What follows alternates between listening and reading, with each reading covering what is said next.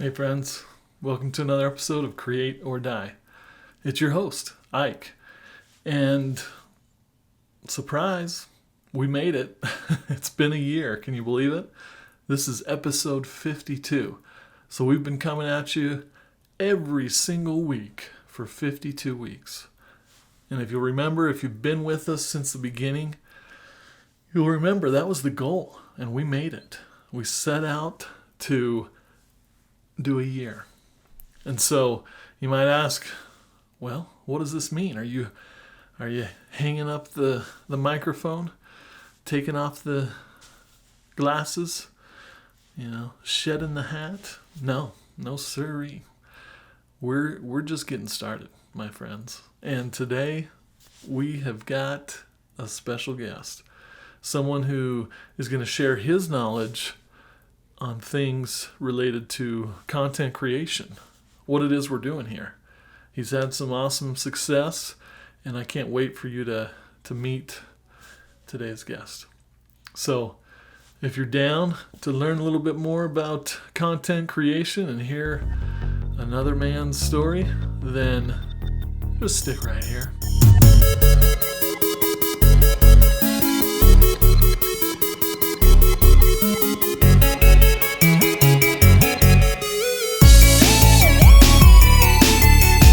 Today's guest, like I alluded to, is a content creator. And to be honest, he's taken a bit of a hiatus. He got started back in 2016 or so, and his YouTube channel blew up. He got like 10,000 subscribers overnight. If you want to know how he did that, stay right here, because he is going to walk us through it. And then, maybe it was because of his success, or in spite of it, but he hung it up. He hasn't posted a video for a few years now. So we're going to find out why that is and whether or not he's got a comeback in store. So without further ado, join me in welcoming Mr. Bobby Kittell. All right. Bobby, thanks for agreeing to come on the program. Man, thank you very much. Yeah. This is exciting. This is my first interview I've ever done, and so yeah. First of many, I'm sure. I don't know, but right now I'm gonna enjoy it. Yeah. So you've got a little connection to the program. A good friend and coworker of mine. Great. Your brother. Man. My right? brother. Yes. Yep. Thomas. Yep. He's a good guy. Yep. Old Thomas Kittell. Just kidding. I apologize. I've heard of both ways. You've heard them both. So you see it on the beginning of every episode. Music by Tom Kittell. Yeah. And the program wouldn't be what it is without him. So I'm glad that he connected us. I know very little about what you do, so I'm curious. I mean, all I know is that you're, viral YouTuber extraordinaire. You may still hold a Guinness Book of World Record. Tell me a little bit more. Potentially, yes. Yeah. Oh man. So me right now, I'm not making content. Yeah. When Tom introduced me to you and Create or Die, the die stuck out to me because I was like, well, that's what happened to my creative stuff inside when I stopped making YouTube videos. But no, so I started making YouTube videos, oh boy, a while ago, in the Casey Neistat era, in like 2016. It was probably a year before that, I started really getting into videos. I've always wanted to make videos, but I never really knew how. It always seemed too hard. Yeah. There's so much. There's all the cameras, the lighting, the editing, the personality, the how to film yourself. Right. Just seemed daunting and overwhelming. But yeah, no. So I started looking into editing, started making stupid videos. Your first videos are always going to be horrible. That's how you got to start. Yeah. And fortunately and unfortunately, my first video kind of was how I accidentally took off. I feel like I'm a weird anomaly in the YouTube world, which I think hurt me in the end. Yeah, yeah. But Well, yeah. What was your original question? so you weren't able to necessarily reproduce the success of your first video? Is that what you're saying? Or? No, so I was. Yeah. Okay. Actually. Oh. Yeah. Who was it? The band AJR. I don't know if you're familiar with them. Fan. Yeah. In a podcast or interview, they were talking about how they accidentally went viral at the beginning. Yeah. And then they've always been trying to chase that. Yeah. And when that's your first experience, that's what you always want. Yeah, that's the bar. And so when you're not doing it and you're actually doing the grind like you're supposed to and you need to, you're just not getting that, I don't know if it's dopamine hit or whatnot, but it just feels very like underwhelming. Yeah, totally. So I was, I feel like the whole die aspect is very, just for your viewers to know, this is not a happy ending. Okay. So now this is good that we have a guest on the show admitting that they've experienced both the creating and the death that comes from that part of you not being engaged like maybe it should be. Yeah, no, exactly.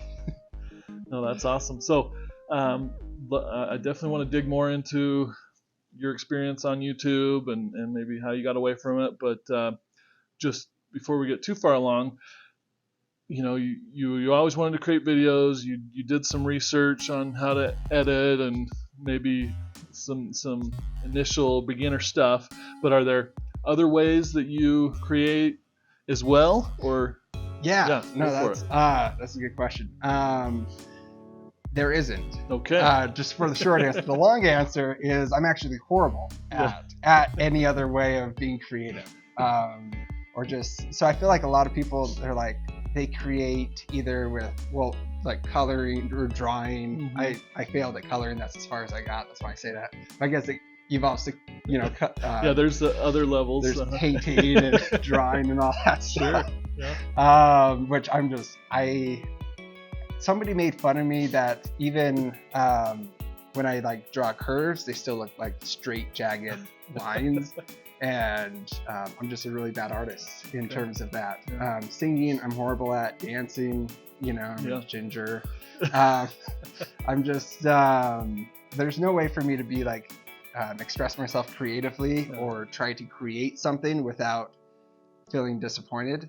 Because what I have in my head is, I'm an analogies guy. I love thinking through like with pictures in my head, but I can't get it out. Everything's just stuck in my head. Okay. And so when I started making videos, that was the first time I was like, wow, whatever I had inside, I can now like get outside in the world, which I feel like outlet. Which is probably like the definition of being creative.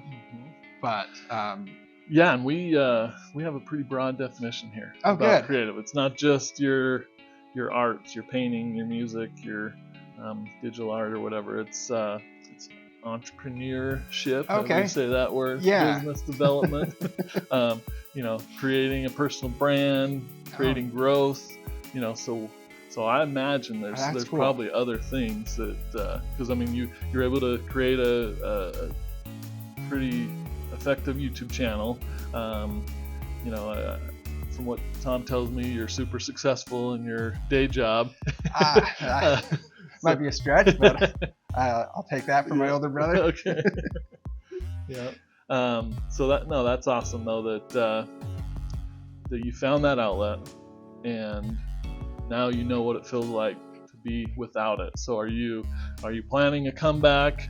What are your thoughts there? I'm always planning a comeback. Yes. So if you actually go to my YouTube channel right now, the banner says under construction. Okay. I thought that was just the name of the channel. Oh, just kidding.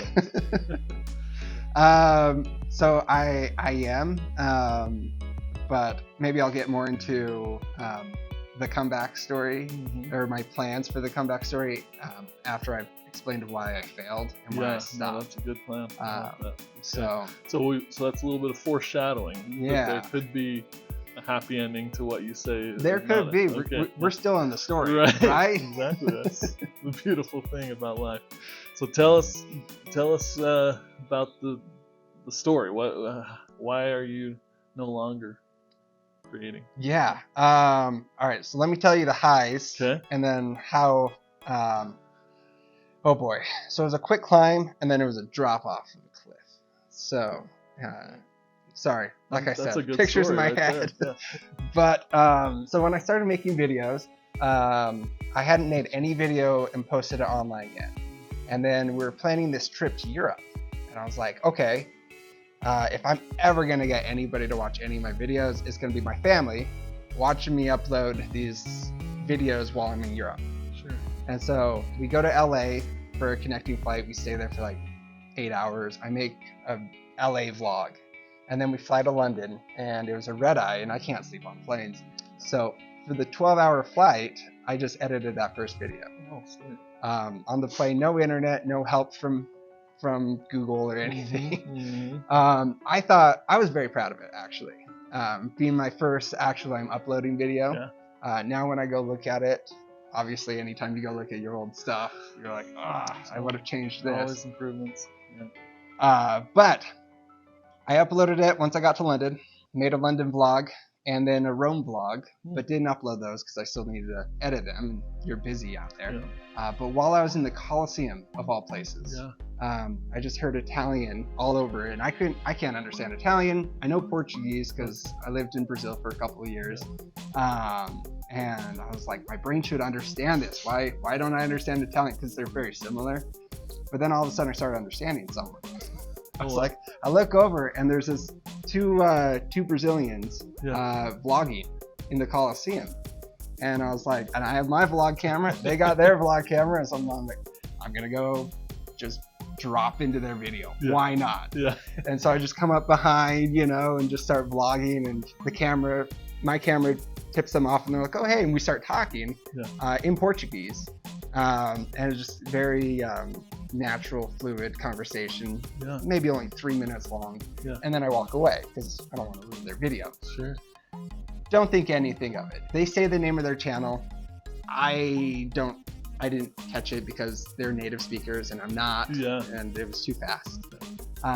3 days later, I wake up and my Instagram my notifications on my phone just blow up. Oh, wow. And I'm like, what is going on?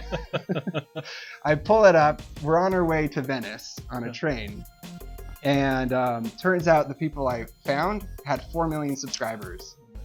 And they didn't give me they included me in the video. Yeah. They didn't have a link to my channel. So their subscribers, they came into this whole like, let's find this guy, you know, and then once they found him, everyone started posting my channel, and so all of them just kind of jumped on. I shouldn't say all of them, that'd be nice. Yeah, right. But 10,000 of them within like 5 hours. That's insane. And so I like woke up with 10,000 subscribers after posting my first video. Yeah. And I was like, wow. Like, that's an adrenaline rush, you know? And so in Venice, that was a very high, like, Venice has a very special place in my heart. Yeah. It's also the coolest city ever. But, so yeah. So that's kind of my first, I feel like, how long do you want me to go off on this before you No, you're good. It's your story. So all right, I'll try to be a little more brief. I can expand a lot. Yeah. But essentially that happened. I got home. I was out of travel videos. I was like, what else am I going to do? And I always had this idea of like creators need content. Well, YouTube creators. Yeah. The problem with back then was the algorithm was saying post every week. Right. And you got to post, and you got to come up with content. Oh, you post every week. I do. Which, congratulations, by the way. The algorithm must have changed, though, because I'm not getting the 10,000. It's, no, well, I didn't use the algorithm. I cheated there. Yeah. But I had this idea that I just got 10,000. By the time I got home, it was about 20,000 subscribers. Yeah. And then I was like, okay, let's go collaborate with someone else who has millions of subscribers. As a nobody can't do. Yeah. But there was this YouTuber that lived an hour away from me that I emailed. It's called What's Inside. Okay. He cuts things in half. Yeah. And I'm like, hey, the Olympics are coming up. Pole vaulting. I know how to pole vault. We can cut a pole vault pit in half. And I spent like 3 days on this email, Oh, and wow. I sent it to him, and within 20 minutes, he emails back and said, "Let's do it." Yeah. And I was like, "Wow." So collaborate with him, and he actually added Devin Supertramp, if you know him. Heard of him. He came and collaborated on that same Okay. video, and I was Wow. like, "This guy's my hero. This Yeah. is great." And it launched. I learned so much from them that day. Huh. I only got 2,000 subscribers from it, which Yeah. is huge. Sure. But I was expecting a lot more, you Yeah. know, because they had millions of subscribers each. But I was like, okay. But what I learned from that, 3 months later, I made another video based off what I learned, Mhm. and that has hit, I think, 5 million views now. So I Good. feel like I hit a high, hit a Yeah. high, and then I just stopped one Yeah. day. Yeah. Stopped making videos. Yeah. And Was there something in your personal life that made it harder? yeah. So what it was is it was burnout. Okay. So It's the title of our last episode. really, Yeah. All so right. It's timely. burnout is real. Yeah. Yeah.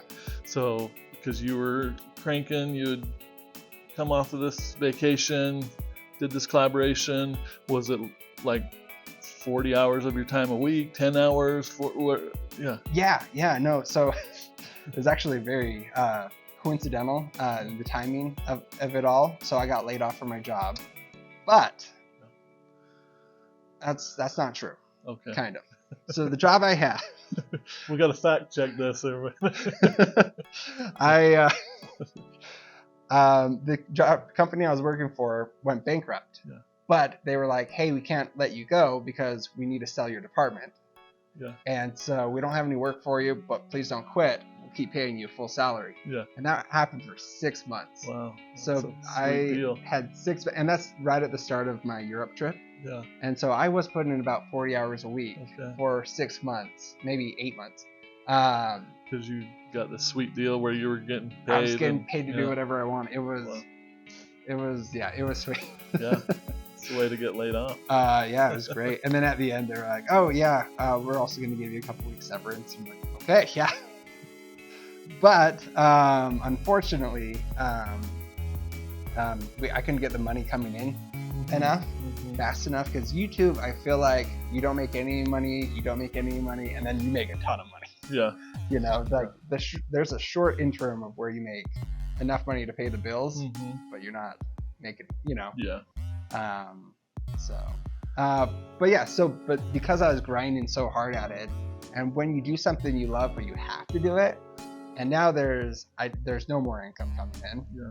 Once it ended, the gravy train ended. I was only like a year or two married. It's not like we had that much in savings, and so after a couple months, I was like, okay, I need to go back to a job. Yeah. And so I went back, only part-time, so I keep working on it, but the money was so easy at like doing a job versus working so hard and not getting any money, that part-time turned into full-time, which turned into a career, and is where The I rest am now. is history. That's where you're at. Yeah. No, that's a good point. Something I've touched on in the past is a couple of things there, where if your passion, your thing that you enjoy doing becomes your job, then you can experience burnout, and it's hard to stay amped about it all the time because it's like, oh, I have to do it. And then I think for me, and it sounds like maybe for you a little bit too, is when it's like panic time or you know, shit hits the fan and you've got a family depending on you to bring in the income. It's hard to be super creative about like, well, we'll just let this YouTube thing work its magic and eventually it'll start coming in and we have no, it's like I could be making more money working at McDonald's right now. Right, and I just right. spent 8 hours creating something that may or may not materialize. And so that's why I'm an advocate for if you have your day job and you can carve out a little bit of time, you're not going to be able to do 40 hours a week probably. Right. But then you can produce stuff and still be creative and hopefully wait. It's going to take longer, but wait for that YouTube money or whatever side income to displace what you're making as a day job. But so no, it's timely that you brought that all up. Yeah. So you're still in that place where you're doing the day job, you're making enough money to provide for yourself, you've got a life outside of just making videos for YouTube, so it's hard to say, hey, I'm gonna not hang out with my wife and I'm gonna go make videos. Right. It's it's tough because life is what's the right word? Obviously not easy, but it's comfortable. Yeah. Right. Yeah. When you have a salary that's very reliable, you have a job that you know how to do, and then by 5 o'clock, 6 o'clock comes, you're just kind of like mentally exhausted. Yeah. And then you come home and you're excited to hang out with your family. Yeah. By the time everyone goes to sleep, it's 11. Yeah. It's like, shoot, like we Totally. gotta carve out more time. Yeah. Which then feels more of a burden than an outlet. Exactly. Sometimes. Yeah. Well, and another point that you made, whether it was intentional or not, was that I think, the kids out there, they see people making YouTube videos and it looks like they're having a good time, and that's, I think, like the number one thing that kids want to grow up and be, is like an influencer, a YouTuber, or whatever. But it's not all fun and games. There's a lot of work behind it. Is that what you've experienced? Oh, there is. Every time I think about like trying to carve out time, I just get overwhelmed with how much work. Yeah. I think I was doing it wrong. Yeah. I was working harder, things, not smarter. Sure. I don't think I needed to put in like 40 hours a week to produce what I have a theory, and that's not true. The theory was true then, and it's self-corrected now, but back then people didn't care about quality. Yeah. Okay. Or at least the YouTube algorithm didn't care about quality. They cared about entertaining quantity. Okay. That's fair. But now it really is quality. So I by think. quality, you're talking 4K footage and or just well content. thought through. Yeah. Content. Like Mr. Beast is huge on that. He's like, it's way better to work. I'm gonna misquote him, but basically, it's easier to make 1 million view video than 10,000 or 100,000 view videos. Yeah. So, which is true, you know. Yeah. But I was focused on, okay, I got to make these weekly videos and make them entertaining and coming up with ideas and one-man shop, which you know how it is. Totally. So yeah, I mean, I like you said, I think you said you were doing it wrong. I would argue that you were doing something right because you've got pretty good success. Yeah. But there were probably efficiencies that you could have incorporated into your processes that you would have learned over time. And so where did you feel like you're putting most of your time? Was it editing? Was it editing? Okay. And weird enough, music selection. Okay. Which I eventually went to my brother Tom. Yeah. Because he does your music. He's great. Oh, man. But I was always looking I had a very specific type because I love to edit on the beat. I think it's growing up watching skating videos. Yeah. But it just adds a lot to the life of the video, I think. But I was like, so I gotta find the perfect song, you know? And then I'd have to edit it perfectly to the song and try to make all my shots line up in the right way, but also tell the right story. Producer, make a note that that's one thing I'm doing wrong. But I don't know. I really think in the end, it all comes down to like how good of a story you can tell. Yeah. Which, if I'm botching this interview for that, no, you're not. It's gold. But, it's gold. But yeah, I don't know. Yeah. Okay, so there it is. That's the story arc. That could be the end. Maybe you'll never get back into it, but we teased about a potential comeback. Yes. You have any thoughts about? I mean, if you decide to make that a priority, would you do the same type of videos? Do you have a completely different channel without giving away trade secrets? Yeah. I don't want to give away the secrets. But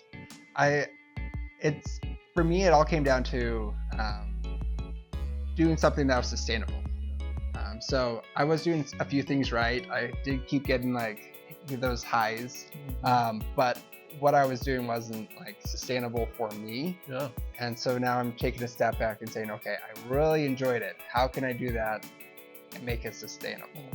And so given my current life, I can't, you know, with the young family and everything. So I'm trying to figure out how to work smarter. Yep. And so essentially I'm trying to be creative on the entrepreneurial side, come up with some money on the side, and what that money is, the first thing that it's going to go towards, at least this is the disposable side that doesn't have to keep going back into the business, will be hiring an editor. Yeah. Take out what was the hardest for me. I love editing, but it's not sustainable to do it all. So if I can offload the editor, then I can create videos. And it's not just videos of what my viewers want.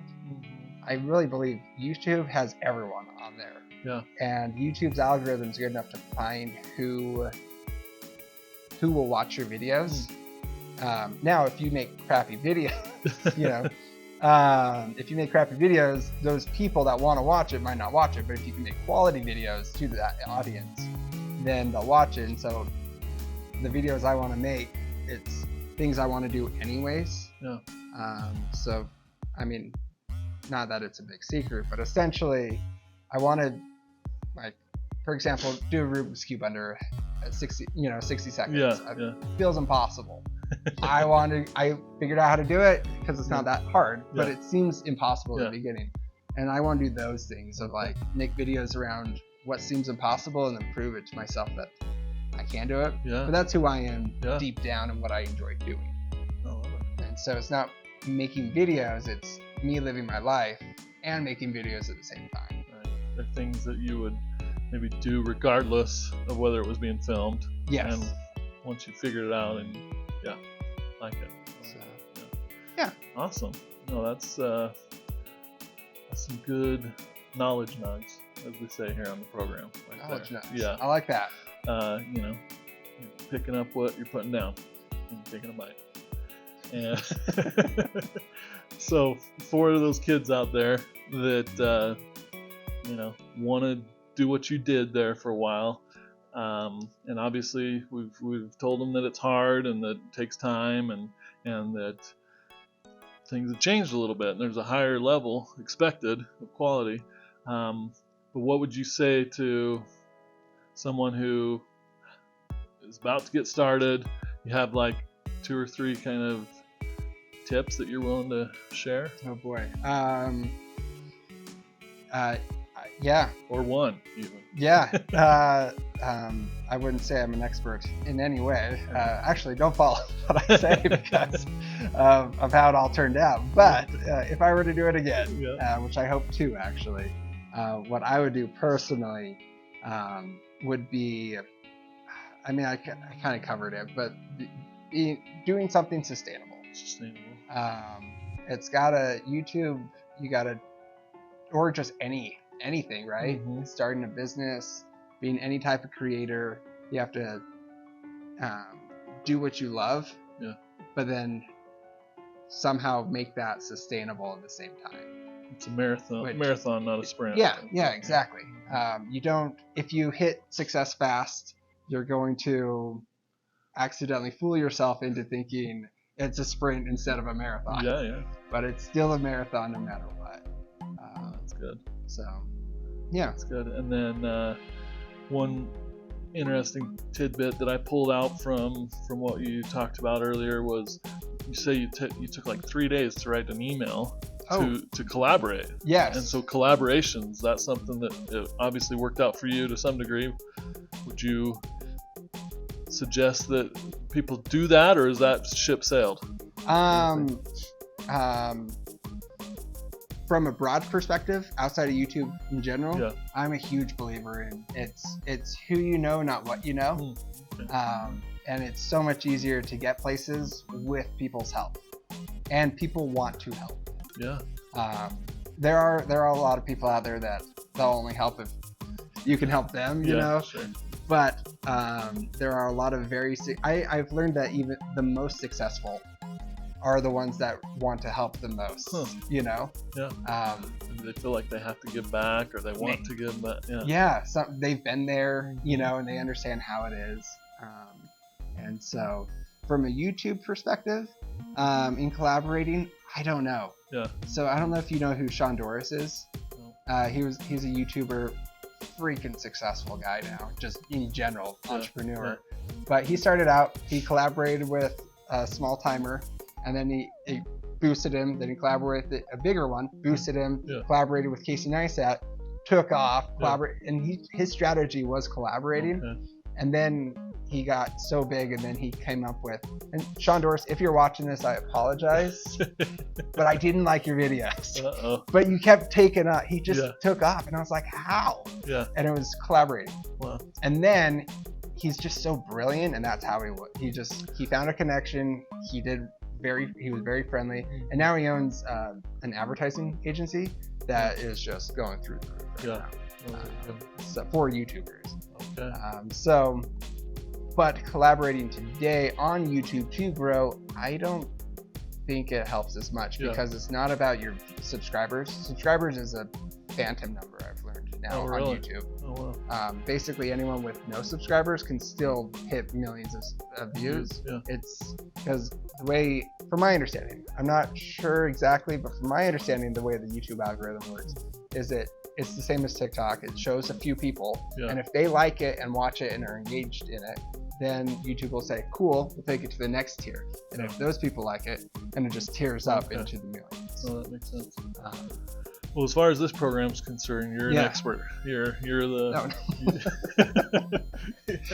So appreciate you sharing that. And if someone does decide to collaborate, I would say take a page out of your book in actually taking time to create something like an email that really not only would serve you, but the person you're trying to collaborate with. Yes. His type of videos are to cut things in half. You suggested something new that I imagine he hadn't cut in half.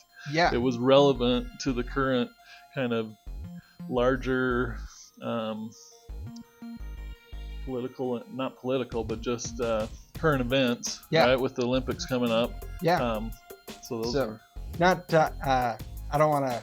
I talk too much, I think. No.